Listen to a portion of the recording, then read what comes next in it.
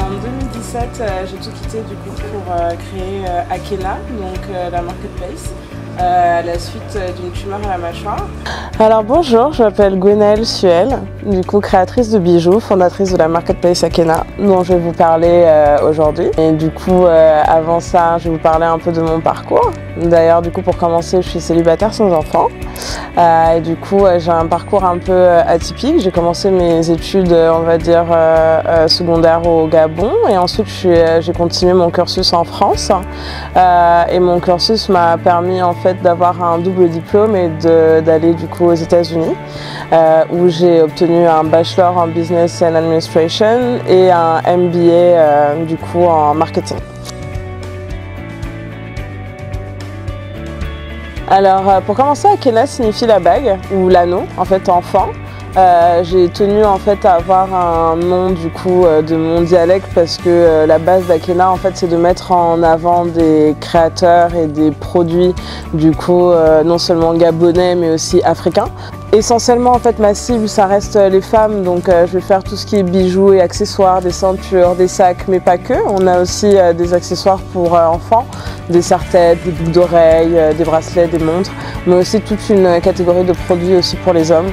Donc ça va être des cravates, des nœuds papillons, des pinces-cravates, des bagues, des montres, des ceintures. Enfin, on a vraiment une catégorie assez étendue de produits chez Akena.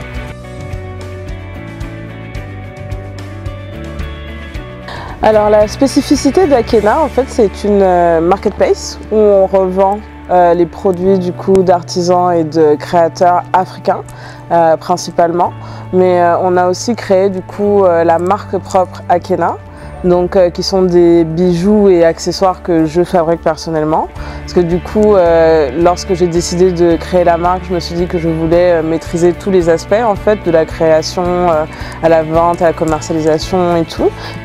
C'est vrai que la différence par rapport aux concurrents sur la marketplace, ça va être le Made in Africa. Après, la différence sur la marque propre Akena, du coup, ça va être d'utiliser vraiment les matériaux Made in Gabon, que ce soit les pierres, que ce soit l'or, le plaqué or, le bois, etc. Parce qu'après, on va me dire, ah on peut aller au marché artisanal. Mais en fait, au marché artisanal, en général, on va retrouver beaucoup de produits made in Sénégal et même des fois made in China. Alors quand on vient chez Akena, en fait, derrière, il y a vraiment des créateurs qui sont mis en avant. Justement, avec la prochaine plateforme qu'on va avoir, on va mettre l'accent sur l'histoire des créateurs. Pourquoi ils ont créé le bijou, et en fait pour qu'on ait vraiment derrière chaque article, qu'on sache en fait qui l'a fabriqué, comment, pourquoi, dans quelles conditions, quels ont été les matériaux qui ont été utilisés.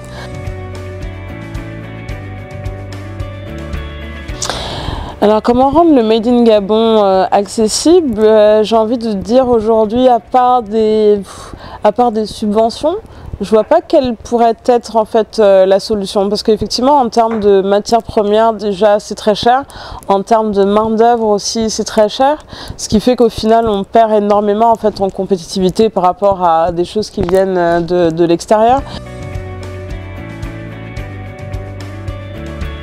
Aujourd'hui on peut acheter les produits de la marque via Instagram, via Facebook, et on peut aussi les retrouver dans notre boutique qui est située à Louis, un peu avant le marché. Mais du coup demain en fait on aimerait bien que la marque soit accessible déjà à l'étranger via une marketplace fonctionnelle et sécurisée et facile d'utilisation, et pourquoi pas après demain se développer dans d'autres capitales africaines. On a déjà fait un coup d'essai à Brazzaville.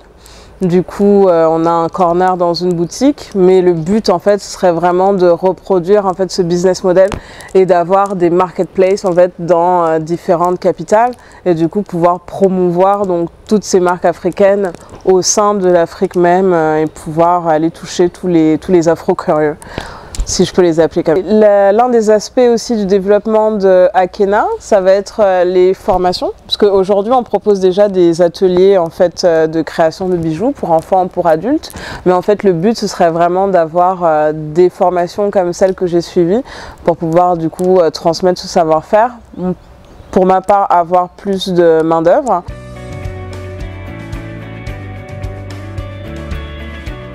Alors pour moi, une femme 2.0, ça va être une femme qui n'est pas seulement la femme à la maison, qui s'occupe des enfants, qui s'occupe de son foyer. C'est aussi une femme qui peut avoir une carrière, qui peut réaliser ses rêves, qui peut voyager, qui peut faire plein de choses et du coup qui peut allier du coup cette vie de famille auquel elle est destinée selon notre société et allier aussi cette carrière du coup. Ouais, pour moi c'est un peu ça, je pense, la femme 2.0. Alors ma principale source de motivation, je pense, dans ce que je fais, ça va être ma mère. Ça a toujours été un exemple pour moi. C'est quelqu'un qui a eu un parcours assez exceptionnel, qui a commencé avec à peine le bac, qui a commencé caissière dans une entreprise et puis qui a gravi les échelons et qui 28 ans plus tard s'est retrouvée directrice commerciale et même actionnaire du coup de la boîte dans laquelle elle travaillait. Donc ça a toujours été un modèle de travail, de rigueur, d'endurance, d'un peu tout en fait.